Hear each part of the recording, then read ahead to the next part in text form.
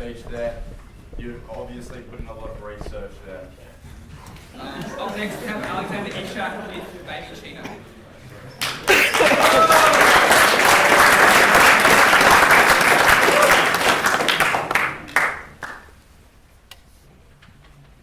The pretentiously selected Brazilian coffee beans were placed into the filter handle. I heard the satisfying crunch as each bean was ground into a fine powder, ready for extraction. The machine hummed as it steamed the milk to just the right temperature.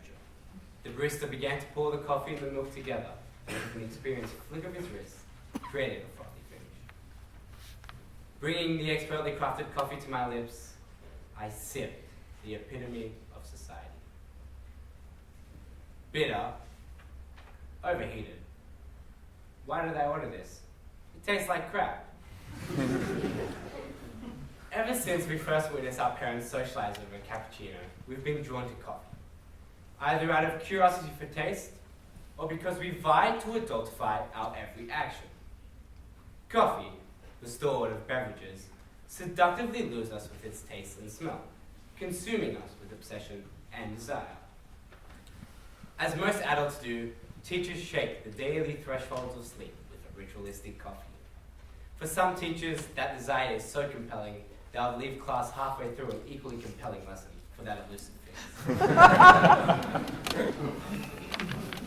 Coffee has become a staple of our culture. It has become a guaranteed social norm, making it a symbol for the adultification of youth.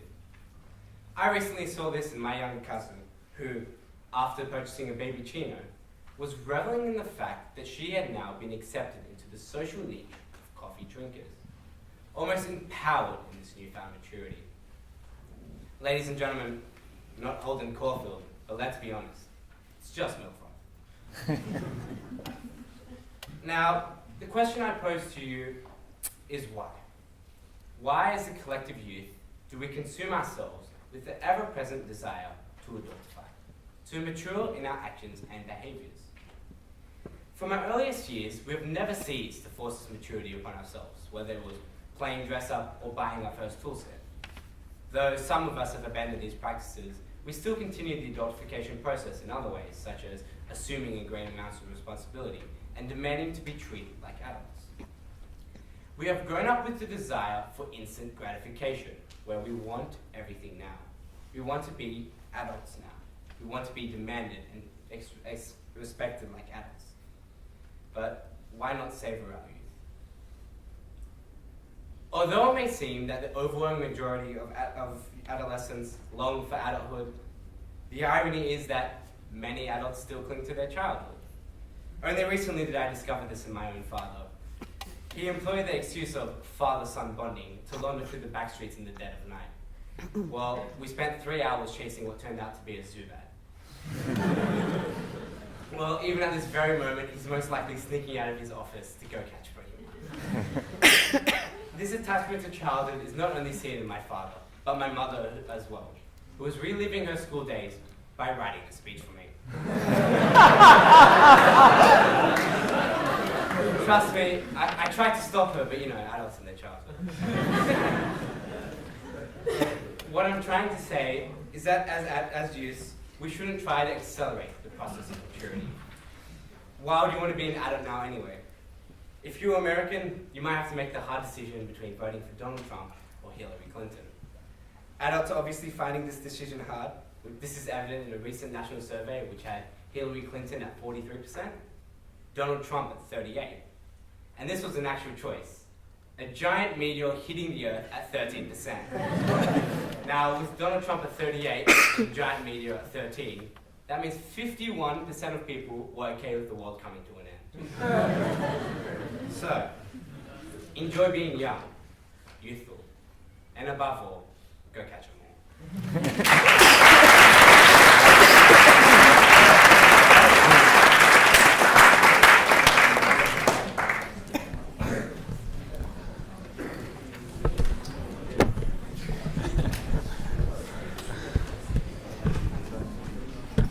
Thank you, Alex. Thank you for taking on for us. That was great. Very cheeky. So over to Thomas with Clement, and his topic is the 11th hour.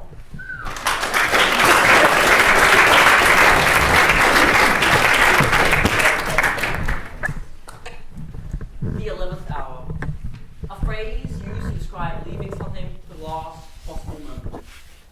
An act of procrastination that could, for example, leave someone rushing to complete a speech on time. Allow me to tell you a story about a student whose identity shall remain a secret for the duration of this speech. This youth had failed to find a suitable topic for the art of speech until the last day of the holidays. As this foolish lad stared down at the topic sheet before him, he was dismayed by the sheer lack of ideas that came to mind. His mum had constantly advised him to choose Babychino, but that topic had been drastically overdone last time it showed up on the sheet. As for moving the goalposts, the lad had never been one for sport-related humour, so I'm just going to let that one go through to the keeper. Forgiveness is an attribute of the strong. Sounded like something Obi-Wan would say to Luke during one of their weird counseling sessions. And breaking the mold, well, that hadn't exactly been very helpful these past 2 hours now, had it? For the mold around this student's brain was far from breaking. Well, at least they didn't include YOLO again. You say YOLO, I say solo. Sick of listening, okay? Finally, a year free from cliched speeches about modern abbreviations for texting. He spends the day procrastinating by brainstorming all the defects of the entire list of topics on offer. Not helpful. And now, the time has come. He has reached the 11th hour. The phrase 11th hour originated from the King James Bible translation of the parable Matthew chapter 20. The story revolves around a vineyard, where a landowner goes out to hire some day workers to help in the fields. He promises them each a day's wage. Later in the day, he goes out to find more workers, to whom he promises to reward in the amount of whatever is right. At the 11th hour, he goes out again to find more workers, to whom he also promises to reward in the amount of whatever is right. At the end of the day, the workers are called up last to first. To the last batch, he gives a day's wage. To the first, he also gives a day's wage. At this, the workers who have been labouring since morning voice their anger, for they had worked longer and through the heat of the day. But the landowner replies, what had been promised had been given. The meaning of the parable could be that there should be no connection between work and reward. If that is the correct interpretation, then the late starting student can breathe a sigh of relief. Unfortunately, that is not the meaning of the parable. That may be how things go down in the kingdom of heaven, but this ain't it. The story tells us that rewards for a lifetime of serving God are not payments, they are gifts. In the workplace, in the classroom, in the world, different rules apply. Procrastination, whether it be in the form of playing video games or taking a food break for the third time in an hour, has been shown to drastically affect the academic performance of students in the classroom. In the workplace, procrastination has been shown to cost employers thousands of hours of paid for time. The psychological effects of procrastination include depression, low self-esteem, and insomnia. In the real world, procrastination brings neither gifts nor rewards, but punishment. At the 11th hour, the student realizes that this is the case. Don't procrastinate. Rewards do not come to those who do not work. This is his epiphany. But there's a catch.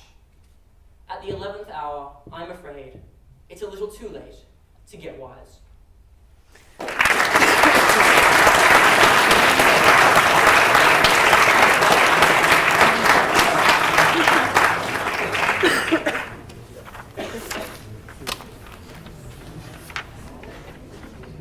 Thanks, Tom, for that brilliant speech. I gotta say, the idea of procrastination really resonates with me.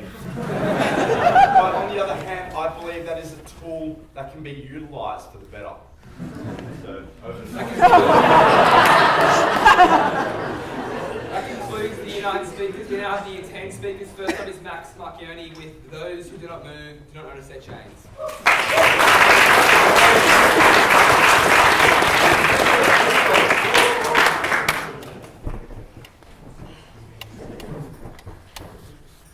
Once upon a time, two battleships were on a collision course, so the captain signalled the other ship, "Advise you to change course 20 degrees.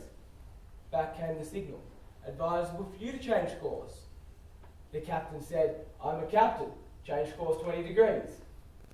"I'm a seaman second class," came the reply. "You had better change course." By this time, the captain was furious. He spat out, "I'm a battleship, change course 20 degrees. Back came the flashing light. "I'm a lighthouse." The captain changed course.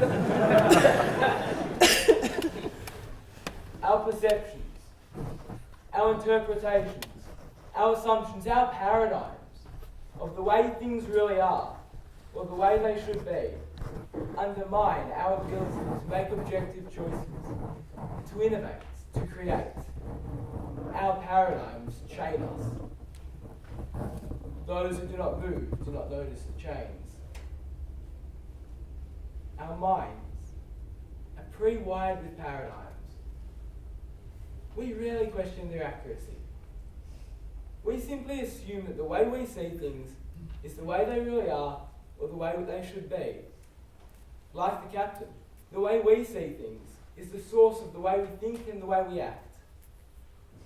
It isn't until the captain's paradigm shifts that he can make the right decision. Einstein, Lincoln, Galileo, our biggest creators, innovators in history, all had a change in thought, a paradigm shift. Their ideas breaking the chains of how we once saw the world.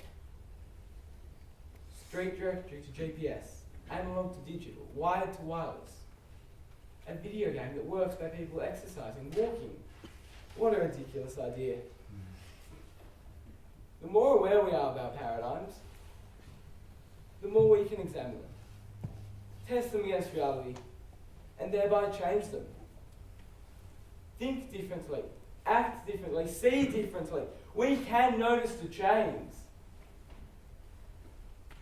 Recently, we have seen opposition to the entrenched socio-political paradigms with the rise of independent politicians, the radicalisation of youth, and the unexpected outcome of Brexit. Are these signs our major leaders need to move? We're hearing and seeing attempts to change, yet we're placing ideas against stricter chains, forged from what we know and are more comfortable with. We're wired to fear change, yet perhaps we should embrace a universal paradigm shift, evolving from new ideas, rather than conform to the tendency to institutionalise differences. For those who do not move do not notice the change, as great men once said. The significant problems we face cannot be solved at the same level of thinking we were at when we first created them. For the illiterate of the 21st century will not be those who cannot read and cannot write, but those who cannot learn, unlearn, and relearn. If we want to improve, if we want to innovate, if we want to create, if we want to think differently, act differently, we must first see differently.